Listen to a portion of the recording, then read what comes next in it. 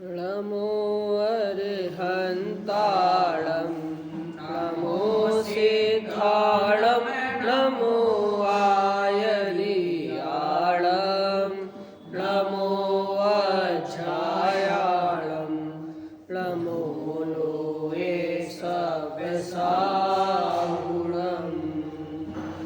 मंगलं भगवान् वीरो मंगलं गौतमो गणी मंगलं कुन्दकुन्दाद्यो जैन धर्मोऽस्तु मंगलम् सर्वमङ्गलमाङ्गल्यं सर्वकल्याणकारकं प्रधानं सर्वधर्माणां जैनं जयतु शासनं जैनं जयतु शासनं जैनं जयतु शासनं मोक्षमार्गस्य नेतारं भेतारं कर्मभूभृतां ज्ञातारं विश्वतत्त्वानां वन्दे तद्गुणलब्धये वन्दे तद्गुणलब्धये वन्दे तद्गुणलब्धये श्री जिन शासन गुरु नमो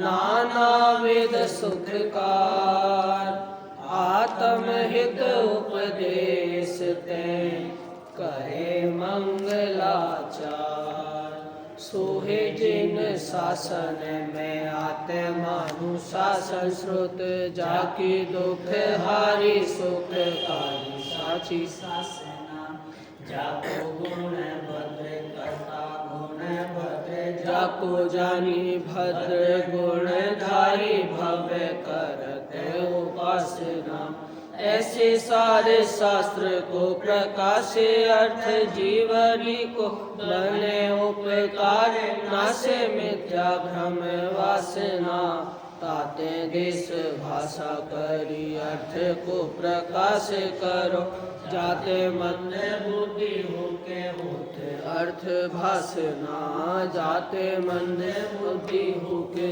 होते अर्थ भाषना लक्ष्मी निवास निलयं विलीन विलयं निधाय रदिवीरम् आत्मानुशासनमहं वक्षे मोक्षाय भव्यानां जो लक्ष्मी के निलय रूप उन अविनाशी प्रभु को धार ग्रंथ रचू आत्मानुशासन भव्य जनों को है शिवकार। ये चालू नहीं है माइक।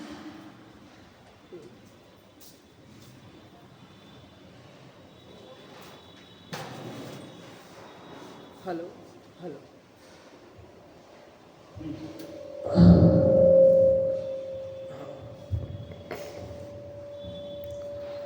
आत्मानुशासन नामक ग्रंथ गुणभद्राचार्य द्वारा जो लिखा गया है और पंडित टोडरमल जी द्वारा इसकी टीका की गई है।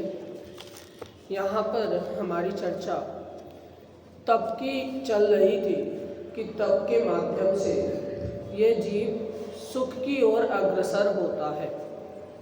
जैसे वृक्ष में फूल पहले आते हैं और फूल आने के बाद फल जब आते हैं तो वो फूल खिल जाते हैं और फल आ जाते हैं। उसी प्रकार यहाँ पर शरीर के तप के माध्यम से बोल रहे हैं कि तप रूपी बेल में पहले जब शरीर रहता है और शरीर धीरे धीरे धीरे जब सुख प्राप्ति की ओर जाता है तो शरीर वो खिलता जाता है और सुख की प्राप्ति होती जाती है। इस प्रकार दूसरे उदाहरण से भी बताया कि दूध में पानी रहता है तो पानी दूध की रक्षा करता है और जब पानी चला जाता है तो वो दूध की रक्षा नहीं करता, मतलब दूध ऊपर आ जाता है। तो उसी प्रकार तप रूपी अग्नि में जब तक शरीर है और आत्मा दोनों है तो शरीर तप आदि के माध्यम से भोजन आदि के माध्यम से आत्मा की रक्षा करता है और जब धीरे धीरे धीरे जब शरीर चले जाता है तो आत्मा भी क्या होता है, वो भी मुक्ति दशा की ओर अग्रसर हो जाता है। यहाँ पर इस प्रकार चर्चा करते हुए कहा कि जहाँ तक अपन को शरीर का काम लग रहा है, अर्थात जैसे संसार में होता है कि जब तक काम निकल रहा है तब तक अपन सामने वाले से अच्छे से व्यवहार करेंगे, अच्छे से उससे बनाकर चलेंगे।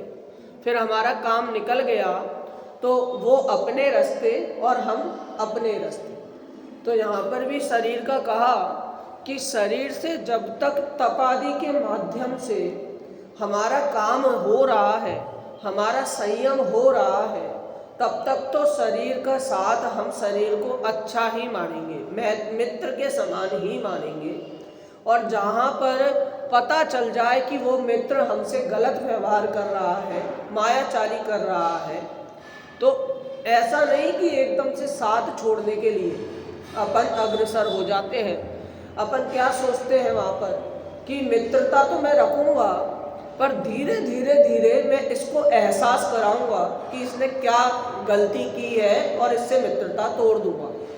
ऐसे शरीर कि धीरे धीरे मैं अपना काम निकाल लूँगा, तप आदि करूँगा, संयम आदि करूँगा, और बाद में ऐसा झटका दूंगा कि मुझे इस शरीर को वापस ग्रहण नहीं करना पड़े, मोक्ष दशा में चले जाऊँ।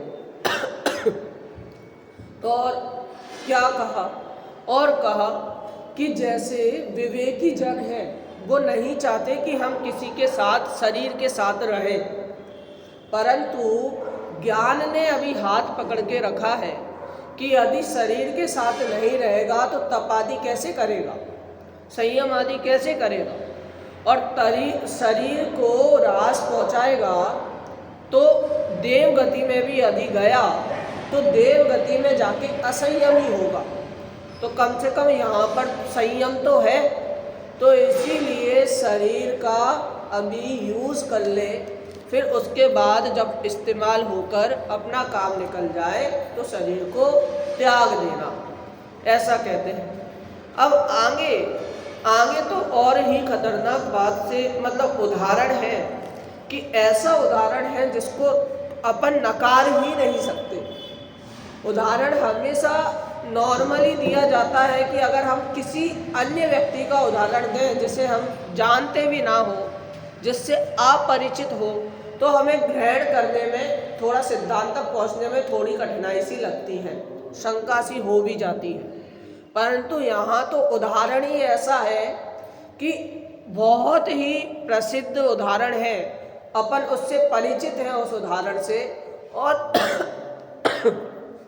और साक्षात हम उनके दर्शन, उनकी स्तुति, उनकी पूजन, उनकी भक्ति करते हैं। ऐसे प्रथम तीर्थंकर आदिनाथ भगवान का यहाँ पर उदाहरण दिया। क्या उदाहरण दिया, एक बार अपन श्लोक के माध्यम से और छंद के माध्यम से यहाँ पर देखते हैं। पेज नंबर 109, श्लोक नंबर 118, जहाँ पर कह रहे हैं परिशय सहने की प्रेरणा। क्या कि तप आदि में एक और तप आता है, वो होता है परिशय जय होता है। तो परिशय जय को कैसे जय करें, किसने जय किया, और शरीर आदि की अभी वो बताई ना, सफलता बताई। तो कैसे शरीर आदि की सफलता है, हमें उदाहरण के माध्यम से समझाओ। तो आचार्य देव ने ये श्लोक उसके संबंध में कहा है। पढ़ते हैं, शिखरणी श्लोक है। यदि ये चैतन्य जैसे पढ़ते हैं अपन, उसी प्रकार इसकी ले रहे हैं। समस्तम साम्राज्यम तृणमेव परित्याज्य भगवान तपस्य निर्माणः क्षुदित एव दीनः परग्रहान् किलाट वृक्षार्थी स्वयं न सोढव्यं किं वा परमिह परैकार्यवशतः तृण समान गिन राज्य लक्ष्मी तज कर आदि तो भगवान तप करते निर्माण क्षुदित हो पर घर भ्रमते दीन समान। नहीं मिला आहार उन्हें निरंतराय बीता बहुकाल। अतः परिशय क्यों न सहे साधारण जन निज कार्य वसात। क्या बहुत ही सरल शब्दों में, बहुत ही आसान शब्दों में, भले संस्कृत देखें या हिंदी देखें, समझ में आएगा। क्या समस्तम साम्राज्यम तृणमिव परित्यज्य भगवान, जिन्होंने क्या किया है, समस्त संसार को तृण के समान समझकर, तिनके के समान समझकर त्याग दिया है। एक तो अपनी उसमें भक्ति भी करते हैं, कौन सी सिद्धों की श्रेणी में, उसमें भी आता है, क्या आता है कि इसमें भी कहते हैं कि रत्न आदि तो इनके लिए कण के समान रहते हैं। हाँ, तो उसी प्रकार मुनिराजों की प्रवृत्ति बताते हुए भगवान की प्रवृत्ति, भगवान जब मुनि दशा में थे उनकी प्रवृत्ति बताई कि जिन्होंने क्या किया है, संसार को तृण के समान समझा और उसको त्याग दिया। तपस्य निर्माण क्षुदित एव दीनः परिगृहात्, उन्हें भी क्या करना पड़ा, जब उन्होंने 6 महीने तप किया, वो तो ठीक है, उपवास किया, परंतु जो आगे के टाइम है, उपवास के बाद का समय है, तो उन्हें भी क्षुधा से ग्रसित होकर उन्हें भी घर घर भिक्षा लेने के लिए जाना पड़ा, शरीर को संभालने के लिए जाना पड़ा। अपन राउंड फिगर ले लें या सम संख्या ले लें तो अपन 6 महीने कह देते हैं, वास्तविक समय था 7 महीने 8 दिन, ऐसा। हाँ, 7 महीने 8 दिन में उनको आहार मिला, आहार की विधि मिली, परंतु उसके पहले उन्हें भी दर दर भटकना पड़ा। ऐसा लिखा है, ऐसा मैं नहीं कह रहा, जिनवाणी में ये लिखा है, शब्द भी यही दिए हैं कि भाई साहब, जिनको भगवान जो अभी जिस दशा में है, जब वो मनुष्य दशा में थे तब उनको भी भूख से इधर उधर जाना पड़ा था, भिक्षा लेने जाना पड़ा था। क्या लिखा है इसमें, तपस्यन निर्माण क्षुदित एव दीनः परिग्रहात्। देखो, क्षुदित मतलब भूखा रहना पड़ा था, और दीन मतलब दीन की तरह हमें उनको जाना पड़ा था भोजन के लिए, भिक्षा के लिए। किलाट भिक्षार्थी, किलाट मतलब क्या कि इधर उधर जाना पड़ा, किलाट मतलब घूमना, और भिक्षार्थी मतलब भिक्षा के अर्थ के लिए इधर उधर घूमना पड़ा था।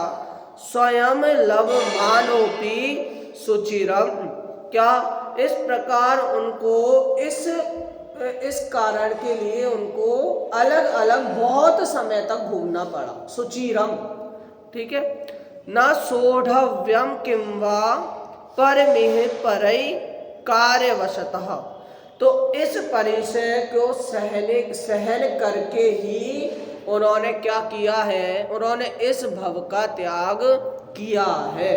तो क्यों बाकी जो साधारण मनुष्य हैं उन्हें हाथ पर सीधे सीधे परोसकर इतनी सारी बातें जिनवाणी में आ गई हैं, परंतु परिचय सहन करने के लिए तो उस मनुष्य को भी एकदम तैयारी करनी चाहिए, ऐसा कहा।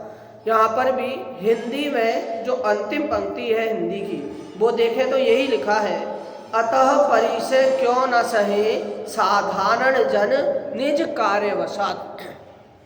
संसार में भी देखा ही जाता है, अपन भी अपने गृह कार्य, अपने व्यापार में देखते हैं कि क्यों जब अर्थ की सिद्धि करनी है तो दिन भर दुकान पे बैठे रहना पड़ेगा।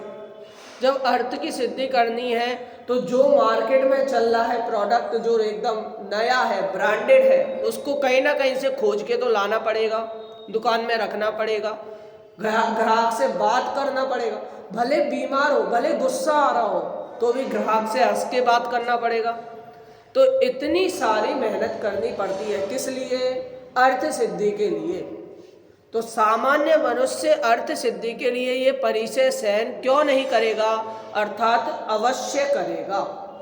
क्या है अर्थ, एक बार अपन देखते हैं। श्री आदिनाथ भगवान समस्त साम्राज्य को तृणवत छोड़कर तप करते हुए मान रहित भूखे रहकर दीन के समान भोजनार्थी होकर बहुत काल तक भोजन नहीं मिलने पर दूसरों के घर घूमते रहे।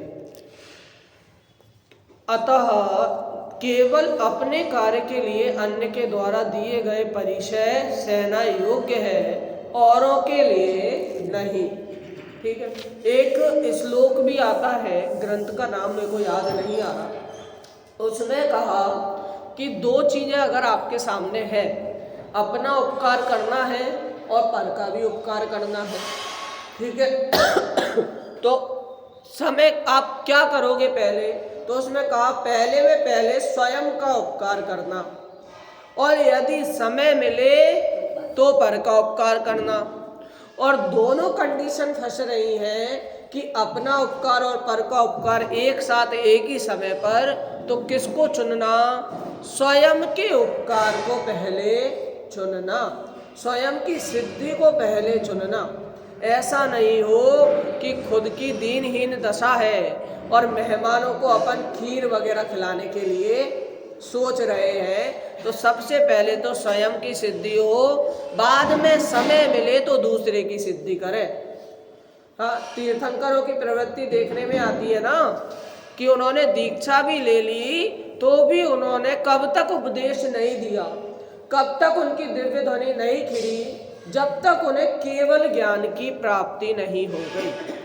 तो सर्वप्रथम अपनी सिद्धि की, बाद में समय मिला तो अन्य की सिद्धि हुई है, वरना केवल ज्ञान होकर फिर उनकी भी वो भी इच्छा अनुसार नहीं, मन से नहीं, वो तो उनके ऐसा योग है, ऐसा अतिशय है कि पूरे शरीर से, पूरी बॉडी से उनके ओंकार रूप ध्वनि निकलती है, बीजाक्षर ध्वनि निकलती है, जिससे सभी प्राणियों को अपनी अपनी भाषा में समझ में आ जाता है। तो मन से तो कोई कार्य नहीं किए, स्वयमेव जो हो रहा था सहज रूप से, वो अपने अनुसार प्रवर्तन चल रहा था। आगे यहाँ पे क्या भावार्थ देखें, जो अपना कार्य सिद्ध करना चाहता है वह थोड़ा बहुत कष्ट सहकर भी अपने कार्य की सिद्धि अवश्य करता है। जैसे ऋषभनाथ ने समस्त राज्य का त्याग किया, फिर भोजन का अंतराय होने पर उसके लिए दीनों के समान दूसरों के घर घर फिरे। अतः अपने कार्य की सिद्धि के लिए ऐसे महापुरुषों ने भी यह कार्य किया, तो इसमें औरों को क्या लज्जा है, तथा इसके बिना अन्य लोगों के कार्य की सिद्धि सुगमता से कैसे हो जाएगी। इसलिए कार्य सिद्धि चाहने वालों को थोड़ा बहुत कष्ट सहकर भी मोक्ष का साधन करना चाहिए। अब आगे की हेडिंग देखें तो आगे की हेडिंग में लिखा विधि का विलास अलंघ्य है, मतलब लांघने योग्य नहीं है। अपन ने कथा तो सुनी है, कौन सी, लक्ष्मण रेखा उसने पार कर दी, रावण पार नहीं कर पा रहा है, तो ये लक्ष्मण रेखा से खतरनाक है। उसको सीता ने तो पार कर लिया था, लेकिन यहाँ पर ऐसी विधि का विधान है कि उसको कोई भी लांघ नहीं सकता, किसी की सामर्थ्य नहीं है। ये विधि के विधान को हम कहते हैं कर्म। कर्म ऐसी वस्तु है कि अपन ने लिया है, उससे कर्ज लिया है तो चुकाना तो पड़ेगा, क्योंकि लोक में भी यही प्रवृत्ति है ना कि अपन ने बैंक से लोन लिया है, नहीं अपन चुकाते तो अपन को चोर का धब्बा वहाँ पर दे दिया जाता है। तो ऐसे ही कर्म है कि भाई नहीं चुकाओगे तो यहाँ पर बड़ी दिक्कत, पूरी व्यवस्था ही उलट पुलट हो जाएगी। यहाँ तो हाँ अपनी मंजूरी और नामंजूरी नहीं देखते, यहाँ तो कर्मफल मिलता ही मिलता है, ऐसा निश्चित रूप से होता है। यहाँ पर एक बार अपन श्लोक देखें, विधि का विलास अलंघ्य है। पुरागर वादिंद्रो बकुलित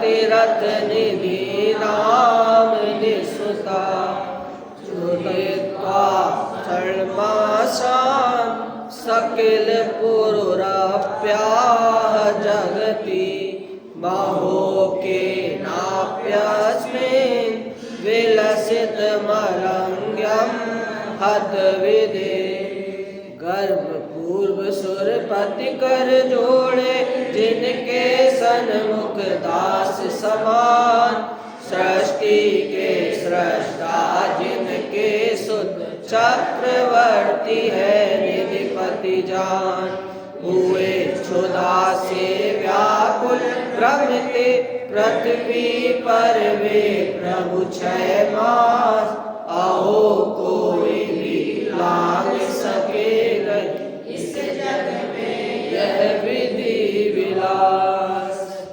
क्या कहते हैं कि ऐसा विधि का विलास है, ऐसे कर्म है जिसको लांघना अशक्य है, कोई लांघ नहीं सकता, कोई इसको पार नहीं कर सकता। क्यों नहीं कर सकता? तो उसका भी उदाहरण आगे चल के ऋषभदेव का ही उदाहरण दिया। कैसा उदाहरण है कि पुरा गर्भादिन्द्रो मुकुलित कराह किंकर इव।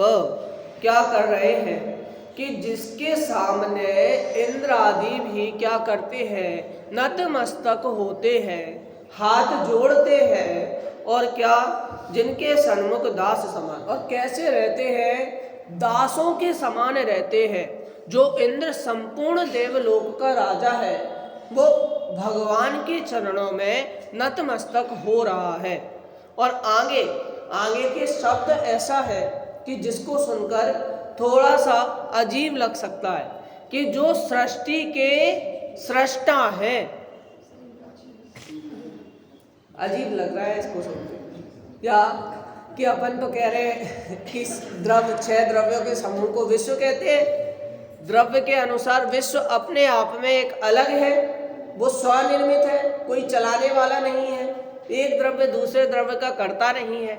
और यहाँ पर ऐसा कह दिया कि जो सृष्टि के सृष्टा है, जहाँ पर आदि पुराण में 3 या 4 अधिकार में आता है, सृष्टि निर्माण करता जो अपन मानते हैं, ईश्वर करता जो मानते हैं बाकी संसार में, तो वो कैसे मानते हैं, उसका उल्लंघन करते हैं जैन धर्म में। कैसे करते हैं कि यदि पूरी सृष्टि भगवान ने बनाई है तो आप बताओ, जहाँ पर सृष्टि उसके पहले नहीं थी तो भगवान कहाँ पर खड़े होकर सृष्टि बना रहे थे? हाँ, और यदि आप ये मानते हो सृष्टि भगवान ने बनाई है तो इसका मतलब ये हुआ कि द्रव्य भी भगवान ने बनाए हैं, तो काल भगवान ने बनाया है। तो हम कैसे माने कि सृष्टि को बनने में कितना समय लगा होगा? उस समय तो काल होगा नहीं ना, और उस काल को बनने में भी कितना काल लगा होगा। तो इस प्रकार अलग अलग तरीके से बताया। क्या बताया? यदि सृष्टि भगवान ने बनाई है तो इतने पाप और पुण्य ये सब क्यों देखे जा रहे हैं जगत में? यदि सृष्टि भगवान ने बनाई है तो अच्छे आदमी का अच्छा होना चाहिए और बुरे आदमी का बुरा, ऐसे भेद क्यों करते हैं? इसका मतलब भगवान रागी द्वेषी मानना पड़ेगा। तो इस प्रकार अलग अलग तरीके से यहाँ पर खंडन किया, और यहाँ पर कह रहे हैं सृष्टि के सृष्टा आदिनाथ भगवान है। अरे जब चौथा काल स्टार्ट हुआ तब धीरे धीरे कल्प वृक्षों का अभाव होने लगा था। हाँ, तो जब कल्प वृक्ष के अभाव के बाद कुलकर होते हैं, तो आदिनाथ भगवान को एक अपेक्षा कुलकर भी कहा जाता है, और तीर्थंकर तो वो है ही।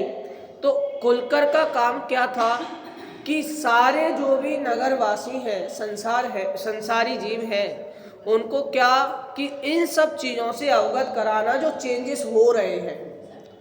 तो इस प्रकार आदिनाथ भगवान ने उपदेश दिया, असी मसी कृषि वाणिज्य विद्या, इनका उपदेश दिया था। तो इस कारण सृष्टि के सृष्टा उनको कह दिया गया।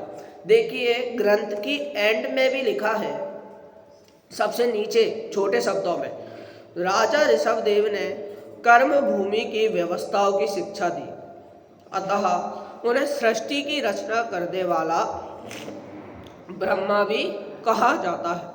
उन्होंने सृष्टि का निर्माण किया, ऐसा नहीं समझना चाहिए। अब ये बात अपन को कैसे समझ में आई?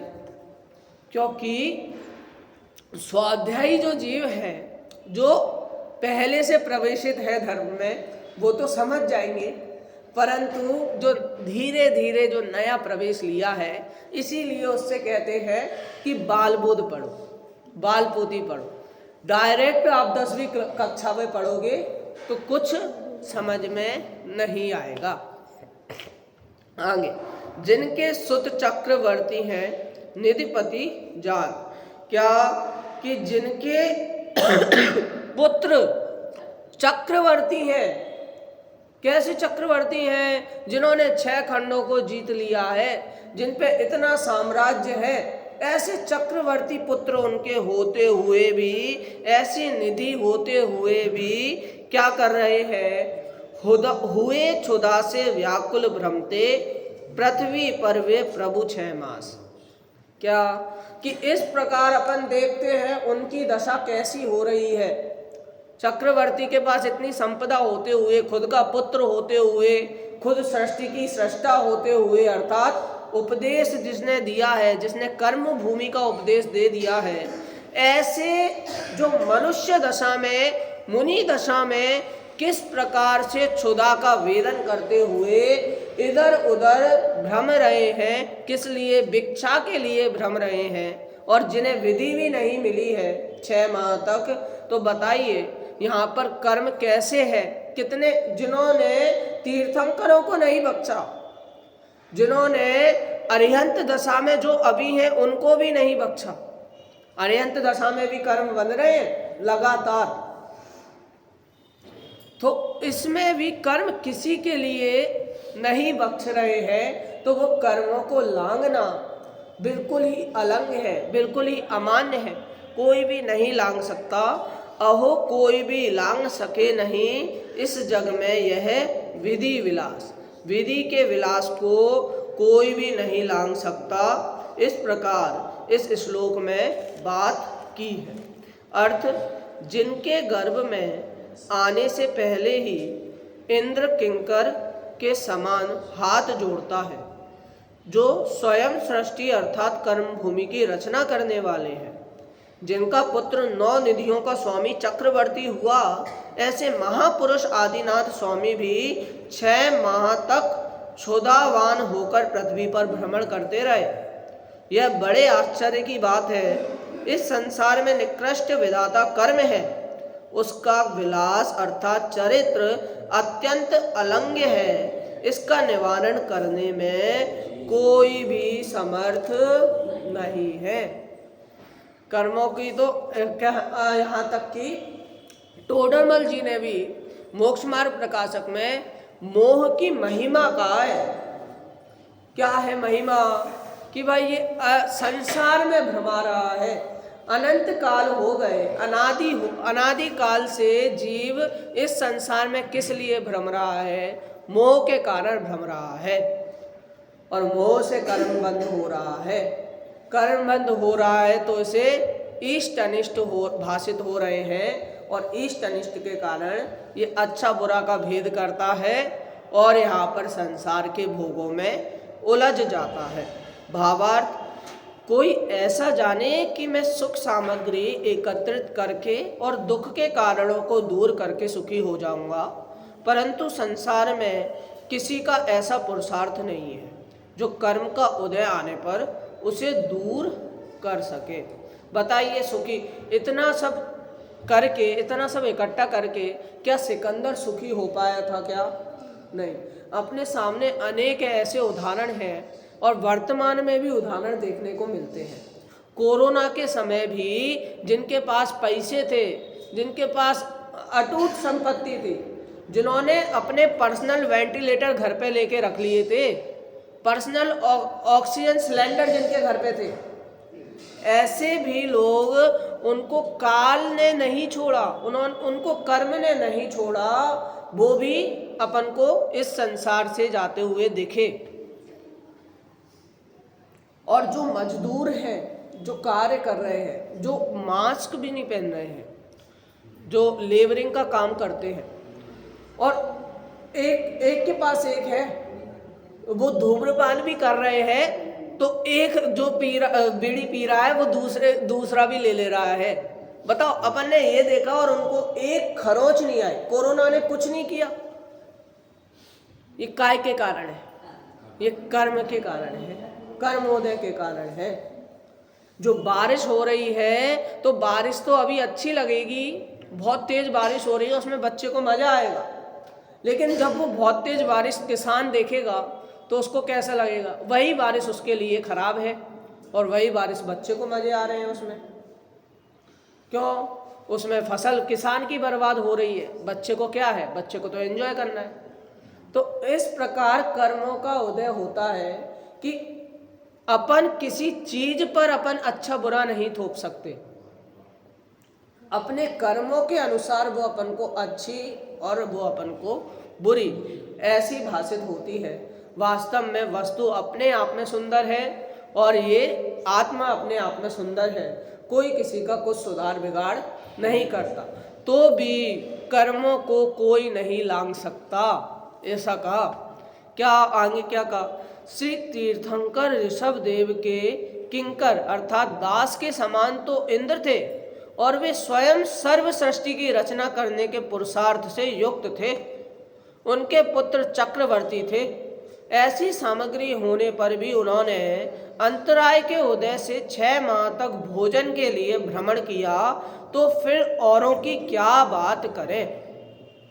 इसलिए कर्म के उदय से थोड़ा बहुत कष्ट होता है, उसे भी सहन करके ऐसा चिंतन करना चाहिए कि संसार में तो कर्म ही बलवान है। इसलिए संसार अवस्था का अभाव करना ही अपना हित रूप कार्य है, ऐसा निश्चय करके मोक्ष का ही साधन करना चाहिए। संसार में चलता है ना कि भैया बॉडी बनानी है, मसल्स बनाने हैं। अपन ने देखा है सुना होगा गामा पहलवान के बारे में। बताइए, अपनी जब उसकी जब अवस्था थी, तब उसने अनेक अपने जो भी उसने किए अखाड़े वगैरह किए, अनेक उन्होंने धोबी पछाड़ दी। फिर इसके बाद जब वृद्धावस्था आई तो वो खुद हिलने में समर्थ नहीं था, मक्खी उड़ाने में समर्थ नहीं था। क्यों? क्योंकि भैया जब उदय आया कर्म का, तब वो नहीं बख्शता, तब वहाँ पर माफ़ी की गुंजाइश नहीं है। हाँ, अपन तो बोलते हैं कि एक कर्म, जब घर में भी कोई दिक्कत हो जाती है, मैंने कई बार बोलते हुए सुना है लोगों को, क्या कि आप मंदिर नहीं जाते इसलिए आपके घर में दिक्कत है, पूजन पाठ नहीं करते इसलिए आपके घर में दिक्कत है। तो उस घर से क्या होता है कि उस बच्चे को बोलते हैं कि आज प्रक्षाल कर आओ, आज मंदिर चले जाओ। तो भैया वो बच्चे के कर्म बच्चे को लगेंगे, पूरे घर को नहीं। हाँ, क्या बोलते हैं अपन? स्वयं किए जो कर्म शुभाशुभ फल निश्चय ही वे देते, करे आप फल दे अन्य तो स्वयं किए निष्फल होते। ऐसी बातें, ऐसी सारी बातें अपने जैन धर्म में जिनागम में आई हैं, जो अपन अपना लें तो निश्चित रूप से संसार अवस्था अपनी सुधर जाए। कैसी? जब यदि ये बातें नहीं अपना पा रहे, मेन कारण क्या हो गया, आजकल जो छोटे डिवाइस हैं वो ही बड़े हानि के कारण बन गए हैं। मतलब समझ गए होंगे कि मोबाइल क्या, कि बच्चा जो देखता है बच्चे की प्रवृत्ति उसी रूप होती है। आजकल यही चल रहा है। और यदि वो धर्म आदि कार्य कर रहा है, शुरू से धर्म में लगा है, तो उसकी प्रवृत्ति धर्म रूप होती है। कैसे? यदि वो धर्म रूप नहीं लगेगा तो हम नहीं करेगा कार्य, तो हमें अब कैसे प्राप्त होंगे चंदन वाला, कैसे प्राप्त होगी सती सीता, कैसे प्राप्त होंगे राम के स्वरूप का वर्णन। हाँ, तो इसीलिए कह रहे हैं कि कर्मों से दूर होने के लिए, कर्मों को हनन करने के लिए एकमात्र शरण है धर्म। और धर्म में भी ये कह रहे हैं कि तप सबसे उत्कृष्ट वस्तु है। और जिसने तप किया उसे ही ये सुख की प्राप्ति होगी। जिस प्रकार बहुमूल्य वस्तु को, जो बहुत ज़्यादा कीमती है, जो खरीदने जितने भी पैसे दे लो आपको नहीं मिल सकती है, जितनी संपत्ति दे लो नहीं मिल सकती है, वो आपसे एक बड़ा सैक्रिफाइस मांगती है। तो उसी प्रकार ये सुख रूपी वस्तु है जिसको पूरा संसार चाह रहा है, लेकिन ये क्या सैक्रिफाइस मांगेगी? ये मांगेगी तप मांगेगी। और तप में भी क्या कि जो उत्कृष्ट तप, अपन ने तो तप के बारे में भी पढ़ा है, रत्नकर्ण श्रावकाचार्य में तप की, वो तप का स्वरूप बताते हुए, तपस्वियों का स्वरूप बताते हुए क्या कहा है? विषया सा वसाती तो निरारंभो परिग्रह ज्ञान ध्यान तपो रक्त तपस्वी सा प्रशस्यते। जिनको विषय की आशा नहीं है, बताइए इतनी मेहनत कर रहे हैं तो भी हमें कुछ नहीं मिल रहा है, इतना तप किया तो भी हमारी कोई तारीफ नहीं कर रहा है, ऐसी कोई आशा नहीं है। एक उनका मुनि का उदाहरण आता है कि उन्होंने कई सालों तक उन्होंने तपस्या की बिना कुछ खाए पिए, और एक मेला लगता है, उसमें बोला कि उन मेले में ही वो गुफा से बाहर आते हैं। अब किसी ने ये खबर फैला दी कि इस बार मेला नहीं लगेगा, या इस बार मेला लगेगा तो वो बाहर नहीं आएंगे, ऐसी कुछ खबर किसी ने फैला दी। और जब उन्होंने आकर देखा तो देखा कि बिल्कुल भीड़ नहीं है, तो उनको वहीं पर ही उनकी मृत्यु हो गई। क्यों? वो मान से जीते थे, मान उनका भोजन था। तपस्या उन्होंने किस लिए की थी? मान के लिए की थी, इसीलिए वो संसार में इतनी देर तक थे। यदि तपस्या वास्तव में मान आदि से हटकर करें और अंतर मुहूर्त मात्र भी कर लें तो निश्चित रूप से कल्याण हो, ऐसी बात अपन के आगम में देखने को मिल जाती है।